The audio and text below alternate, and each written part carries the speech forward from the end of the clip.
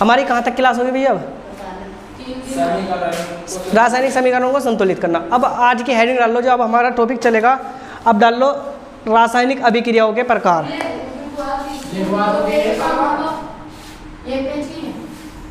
रासायनिक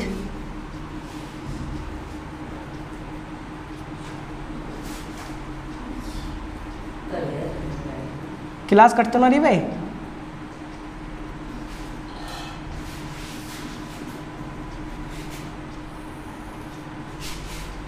सही आ रही? लिखो रासायनिक अभिक्रियाओं के प्रकार। रासायनिक अभिक्रियाओं के प्रकार, इसमें नंबर 1 लिखेंगे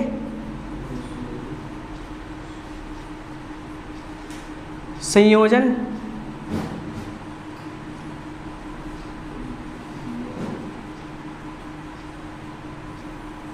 संयोजन अभिक्रिया। नंबर 1 लिखेंगे संयोजन अभिक्रिया।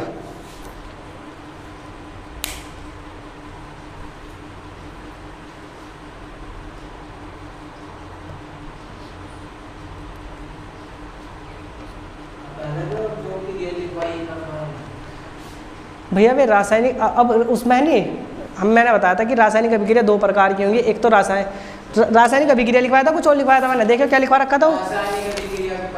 मैंने लिखवाया था अभिक्रिया कही थी, खाली मैंने रासायनिक अभिक्रिया ना कही थी।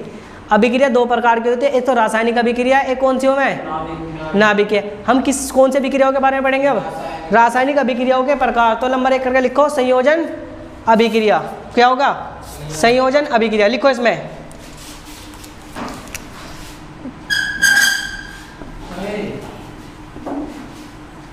भैया, मैं शॉर्ट भाषा में अभिक्रिया को ऐसे लिख तो समझ जाओगे। इस अभिक्रिया में 2 या 2 से अधिक, इस अभिक्रिया में 2 या 2 से अधिक पदार्थ आपस में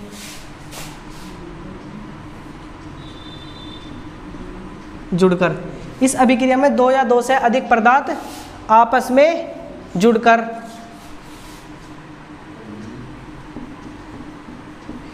किसी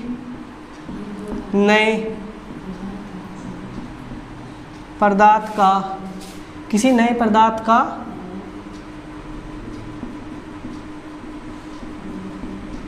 निर्माण करते हैं। इस अभिक्रिया में 2 या 2 से अधिक पदार्थ आपस में जुड़कर किसी नए पदार्थ का निर्माण करते हैं।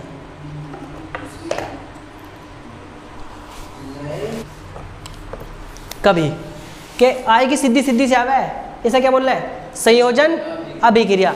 संयोजन का मतलब क्या रहा है? संयोजन का मतलब रहा है किसी 2 चीज को जोड़ना। संयोजन का भी मतलब क्या रहा है? किसी 2 चीज को जोड़ना। तो 2 या 2 से अधिक पदार्थ आपस में मिलकर किसी नए पदार्थ का निर्माण करते हैं, तो उसे क्या कहेंगे? संयोजन अभिक्रिया कहते हैं। जैसे अगर मैं बात करूं, हमारा क्या है? पेन है भैया, पेन है। पेन के बाद में ये क्या हमारी, इसके अंदर रिफिल। अब भैया मैं क्या नाम लिख रहे हैं? इन दोनों को खाली पेन का खोल, और जब इसमें रिफिल डाल दूंगा तो एक पेन का निर्माण हो जाएगा, नहीं हो जाएगा? तो 2 पदार्थ जब एक साथ मिले तो एक नए पदार्थ का निर्माण हो गया, नहीं होगा? भाई क्या नाम लिख रहे हैं? रिफिल बिना खोल के अच्छी नहीं लग सकती या अच्छी चल नहीं सकती, क्योंकि जो अच्छा कंफर्टेबल हो गया वो काय में हो गया, जब पूरा का पूरा इसमें पेन यानी इसका कैप इस पर लग जाएगा। तो जब भी 2 या 2 से अधिक पदार्थ आपस में मिलेंगे और आपस में मिलने के बाद में एक नए पदार्थ का निर्माण होगा, तो उसे क्या कहेंगे? संयोजन अभिक्रिया कहेंगे। तो इस तरह से मान लो कि क्या नाम लेगा? रिफिल और इसका खोल, 2 पदार्थ हैं, ये आपस में मिले और एक नए पदार्थ का निर्माण हो गया, तो क्या कहलाएगा? संयोजन अभिक्रिया कहलाएगा। और एक नया पदार्थ बन गया, नया पदार्थ क्या बन गया? क्या बना? पेन हो जाएगा, है नहीं? तो जब भी 2 या 2 से अधिक पदार्थ आपस में अभिक्रिया करेंगे, एक नए पदार्थ का निर्माण करेंगे, तो कौन क्या होगा? संयोजन अभिक्रिया होगा। क्लियर है? जैसे इसके उदाहरण देखें हम, जैसे इसका उदाहरण अच्छे से देख लें। जैसे भैया इसका उदाहरण, जैसे कैल्शियम ऑक्साइड और HOH आपस में अभिक्रिया करें तो CaOH की होल ट्वाइस का निर्माण करेंगे, प्लस साथ में क्या निकलेगी हमारी? उष्मा। क्या निकलेगी? उष्मा। इसका मतलब क्या है? कैल्शियम। शाबाश, थोड़े थोड़े नाम समझ में आ रहे हैं अब? Calcium oxide. ये क्या है हमारा? देखो इसमें कितने H हैं? तो H2O। क्या है ये हमारा? जल। ये क्या भैया? कैल्शियम। OH का मतलब क्या है? हाइड्रोक्साइड। लेकिन इसका दूसरा नाम फेमस है, बुझा हुआ चूना, या भैया इसे हम दूसरे नाम से भी जाना जावे, चूने का पानी। क्या है? आइए भैया इसे, इसका एक और अन्य नाम है, इसे बोलना है बिना बुझा चूना। बिना बुझा चूना। अब समझेंगे क्या कह रहा। देखो हमने कही कि जब भी, ओ भैया ध्यान तारो मत ना, जब भी दो पदार्थ मिले और एक नया पदार्थ का निर्माण हुआ तो कौन सी अभिक्रिया कहलाएगी? संयोजन अभिक्रिया कहलाएगी। भैया कैल्शियम ऑक्साइड और जल की आपस में अभिक्रिया करी, कैल्शियम ऑक्साइड और जल की आपस में अभिक्रिया करी तो हमें क्या हुआ? कैल्शियम हाइड्रोक्साइड प्राप्त हो, जिसे हम क्या बोलते हैं? बुझा हुआ चूना या चूने का पानी। यूँ हमने सभी ये अभिक्रिया हमने सब ने होती हुई देखी, हम सब ने। कैसे देखी किसी को पता है? अब से पहले जब हमारे घर में, अब तो भाई कोई तो पट्टी खिंचवा लगा, कोई कुछ करा लगा, यानी क्या करा रहे थे पहले? कली करा रहे थे ना, करा रहे थे, और तुम कली लेकर आ रहे थे। अब जो भी हमारे पुतैया हुआ था, हमसे पुतैया कह रहा था कि भैया इसे कली को ला के 1 या 2 दिन फुलाओ दियो, है नहीं? तो जब हम कली फुला रहे थे तो कली को हम पानी में डाल लग रहे थे, तो जो हम कली लेकर आए क्या हुआ है? Calcium oxide. इसे क्या बोला है? बिना बुझा हुआ चूना। जैसे मुझे पानी के साथ अभिक्रिया कराएंगे उसकी, उसे पानी में डाला, जल में तो डालेंगे भाई, एक ला के ड्राम में घेर देंगे ना, घेर देंगे तो भैया फिर हमें क्या बुझा हुआ चूना या चूने का पानी हमें प्राप्त होगा, साथ में उष्मा निकलेगी। उष्मा का मतलब क्या है, कौन बताएगा? हाँ, तुमने देखा होगा कि जब हमारा वो है ना कली रहे, जब हम कली को पानी में डाल लेंगे तो क्या हो जाए? वो गर्म हो जाए, उसमें से क्या, उसमें खद्दे पड़ने शुरू हो जाने हो जाते, देखे ना, देखे उसमें से भाप भी निकलनी शुरू हो जाए। तो यू क्या है? यू उष्मा है। तो बताओ अभिक्रिया समझ में आ गई? जब भी दो पदार्थ आपस में अभिक्रिया करेंगे तो एक नए पदार्थ का निर्माण होगा, उसे ही क्या कहेंगे हम? संयोजन अभिक्रिया। जैसे कैल्शियम ऑक्साइड और जल ने आपस में अभिक्रिया करके एक बुझे हुए यानी कैल्शियम हाइड्रोक्साइड का निर्माण करा, जिसे शुष्क बुझा हुआ चूना भी कहते हैं। मास्टर जी पहले समझ लो, शुष्क बुझे हुए चूने का निर्माण होता है और साथ में क्या निकलेगी? हमारी उष्मा निकलेगी। समझ में आया भैया? एक और देखो, जैसे भैया हाइड्रोजन और ऑक्सीजन क्या बनेगा? H2O बनेगा ना बनेगा? इसे बस बैलेंस करनी। हाइड्रोजन यहाँ कितने? 2। यहाँ हाइड्रोजन कितने? 2। बैलेंस है। ऑक्सीजन यहाँ कितने? यहाँ कितने ऑक्सीजन? तो यहाँ 2 लगा दूँ, ऑक्सीजन 2 हो गए, लेकिन अब हाइड्रोजन कितने हो गए? यहाँ 2। हाइड्रोजन पूरा मान के तो यहाँ क्या लगाना पड़ेगा? अब 2 दूनी 4, 2 दूनी 4, 2 और 2 बैलेंस है। तो बताओ जब भी दो पदार्थ मिले एक नए पदार्थ का निर्माण होगा तो क्या होगा? संयोजन अभिक्रिया कहलाएगी नहीं कहलाएगी? जब भी दो पदार्थ आपस में अभिक्रिया करते हैं तो एक नए पदार्थ का निर्माण होता है, उस अभिक्रिया को क्या कहेंगे हम? संयोजन अभिक्रिया कहते हैं। आगे भैया समझ में? एक नोट करके लिख लो, NOT नोट। क्या लिखोगे? नोट। सुनो, इस अभिक्रिया को योगात्मक क्या अभिक्रिया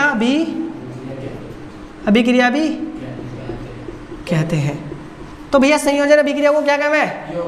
योगात्मक। क्या? योगात्मक अभिक्रिया भी कहते हैं। योगात्मक का मतलब क्या है? दो चीजों का योग होना, दो चीजों का जुड़ना, तो उस अभिक्रिया को क्या कहेंगे हम? योगात्मक अभिक्रिया भी और संयोजन अभिक्रिया भी कहते हैं। क्लियर है? समझ में आ गया? जल्दी उतार लो। हाँ, इसके योगात्मक भी और संयोजन भी।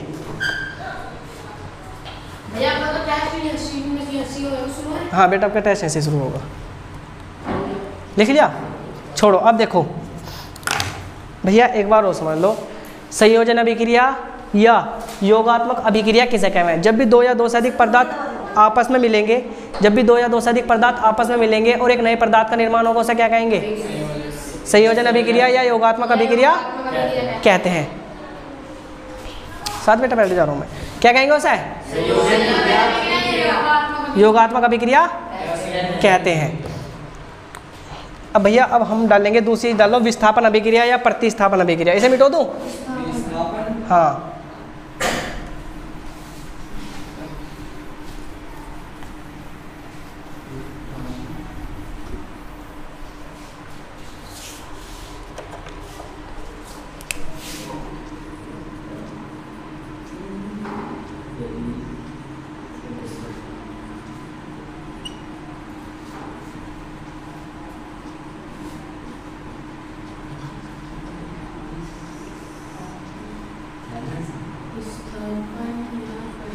विस्थापन या प्रतिस्थापन अभिक्रिया। इन साथ के साथ लिखते रहो। इन अभिक्रिया में कोई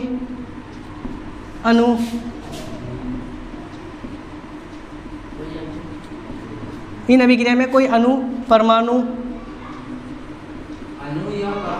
हाँ, कोई अणु परमाणु या आयन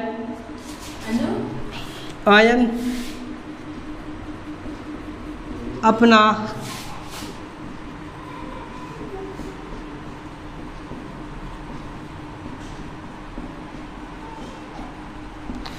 स्थान छोड़ देते हैं, तथा उसके स्थान पर कोई अन्य अणु परमाणु या आयन आ जाता है। कोई परमाणु या आयन आ जाता है। क्या कह रहा है? विस्थापन या प्रतिस्थापन अभिक्रिया। विस्थापन और प्रतिस्थापन से मतलब क्या है? विस्थापन या प्रतिस्थापन का मतलब है उसके स्थान से उसे हटा देना। उसके स्थान से क्या करना? उसे हटा देना। इन अभिक्रियाओं में कोई अणु परमाणु आयन अपना स्थान छोड़ देते हैं। अपना स्थान क्या करेंगे? छोड़ देते हैं, तथा उसके स्थान पर कोई अन्य अणु परमाणु आयन आ जाता है। अब देखो कैसे अणु परमाणु आयन आ जाता है। अब इसे समझेंगे क्या कह रहा है वो। देखो, विस्थापन या प्रतिस्थापन अभिक्रिया, इन अभिक्रियाओं में कोई अणु परमाणु आयन अपना स्थान क्या करेगा?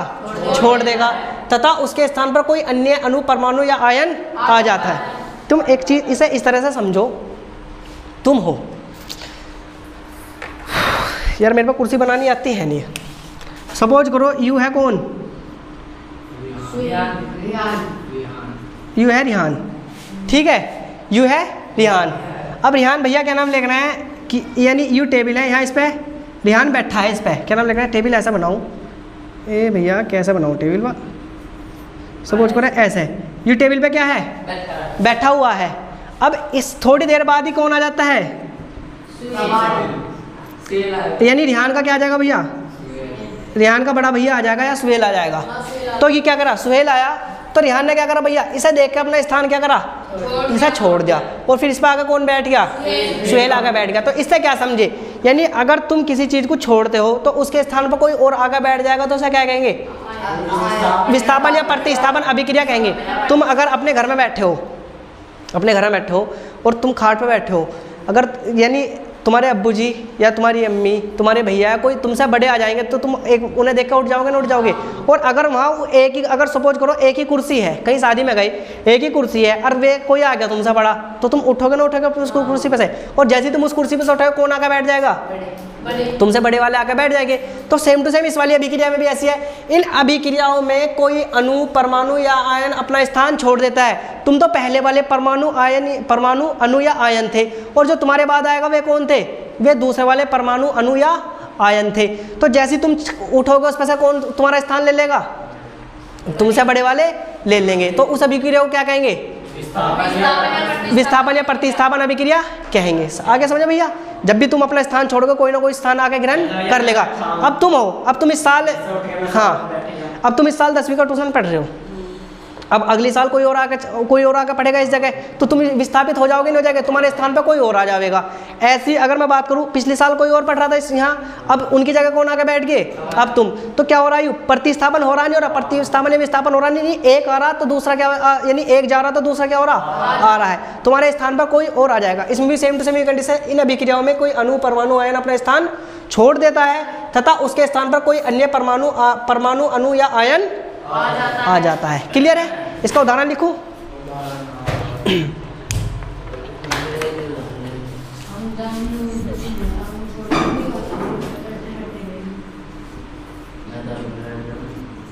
जैसे बाबू कॉपर सल्फेट, जैसे कॉपर सल्फेट प्लस Fe, ये हमारा क्या हुआ है? Fe का मतलब क्या रहा है? आयन। तो क्या होगा? FeSO4 प्लस Cu क्या हुआ? कॉपर सल्फेट एक जगह था, उसके जगह Fe अलग बैठा था, तो क्या हुआ? कॉपर ऐसे निकल के चला गया, कॉपर की जगह किसने ले ली फिर? Fe ने ले ली। तो इसे क्या पढ़ा जाएगा? इसे बोल रहा है भैया कॉपर SO4 लग रहा है तो क्या बोलेंगे? सल्फेट। जिसने पहली वाली क्लास देख रखी होगी उसके समझ में आ गया कि कॉपर सल्फेट क्यों बना, ठीक है। यू Fe क्या है हमारा? इसे क्या बोलना है? आयरन। भैया इसे आयरन भी बोलते हैं और क्या बोलना है इसे फेरस भी बोलते हैं। क्या बोल रहा है? फेरस। लो तुम क्या नाम लिखा, बस आयरन लिख लो। इसे कॉपर, इसे आयरन। और जब किसी के साथ जुड़ेगा तो इसे क्या पढ़ा जाएगा? Ferrous sulphate. SO4 को सल्फेट और Cu को क्या पढ़ा जाएगा? Cu को कॉपर पढ़ा जाएगा। तो भैया क्या नाम लिख रहे हैं? एक तत्व है, उसके तत्व के स्थान पर दूसरा तत्व आकर बैठ जाएगा तो उस अभिक्रिया को क्या कहेंगे? विस्थापन या प्रतिस्थापन अभिक्रिया कहेंगे। अभिक्रिया क्लियर है? जल्दी उतारो तो। ओए भैया उतार लिया तुमने आज तक? इसकी देखो एक उदाहरण और लिखो। C2H5Br प्लस KOH है, तो भैया क्या होगा? C2H5 तो ऐसे का ऐसे रहेगा, C2H5 OH इस पाक है जुड़ जाएगा और फिर क्या नाम लग रहा है? Br किसके साथ निकल जाएगा? KOH के साथ निकल जाएगा। तो उन्हें बताओ क्या नाम लिख रहे हैं? प्रतिस्थापन हुआ नहीं हुआ? भाई Br के स्थान पर कौन आकर बैठ गया? AOH आके बैठ गया और भैया Br किसके साथ चला गया? KOH के साथ निकल गया। इसे क्या बोलेंगे? इसे बोलेंगे भैया इथाइल। क्या बोल रहे हैं? Br को बोल रहे हैं ब्रोमाइड, इथाइल ब्रोमाइड। इसे क्या बोल रहे हैं? K को क्या बोल रहे हैं भैया? पोटेशियम। और जिस पर OH जुड़ा रहा है वो क्या बोल रहा है?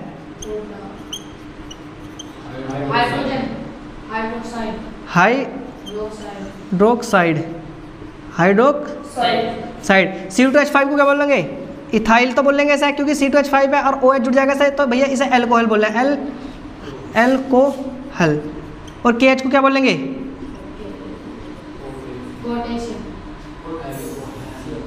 यू क्या नाम लिख रहे हैं? गलत हो गया भैया। देखो K यू OH ना आएगा, KBr आएगा, पोटेशियम। दिख रहा तुम्हें? ना दिख रहा भैया? You potassium bromide. अब देखो क्या है भैया, हमारा C2H5Br था यानी हमारा इथाइल ब्रोमाइड था। इसके अभिक्रिया हमने KOH के साथ करी यानी दोनों पदार्थों को एक साथ मिलाया। तो मैंने बताया था कि क्या नाम लिख रहा है भैया, अगर एक तत्व के स्थान पर दूसरा तत्व निकल जाएगा तो ऐसे भैया K तो क्या नाम लिख रहे हैं, यानी ये दोनों तो आपस में अभिक्रिया कर लेंगे, यानी ये दोनों तो ऐसे निकल के चलेंगे नहीं, KBr के साथ चला गया। अब क्या बचा? एक तो C2H5 बचा। अब भैया इसके Br के स्थान पर कौन आकर बैठेगा फिर? OH आके बैठ गया। तो बताओ आदान प्रदान हुआ नहीं हुआ? क्या नाम लिख रहे हैं? प्रतिस्थापन हुआ नहीं हुआ? तो जब भी क्या नाम लिख रहे हैं इन अभिक्रियाओं में कोई अणु परमाणु आयन अपना स्थान छोड़ देता है तो उसके स्थान पर कोई नया परमाणु आयन आ जाता है तो क्या कहलाएगा? विस्थापन या प्रतिस्थापन अभिक्रिया कहलाता है। जैसे C2H5Br वाला उदाहरण और ये वाले दो उदाहरण अच्छे तरीके से याद रखियो। समझ में आया भैया? आज की सेवा समाप्त। अब कल को क्या नाम लिख रहा है? अगली वाली अभिक्रियाएं ऐसी ऐसा करेंगे, ठीक है। अब उतार लो तुमने।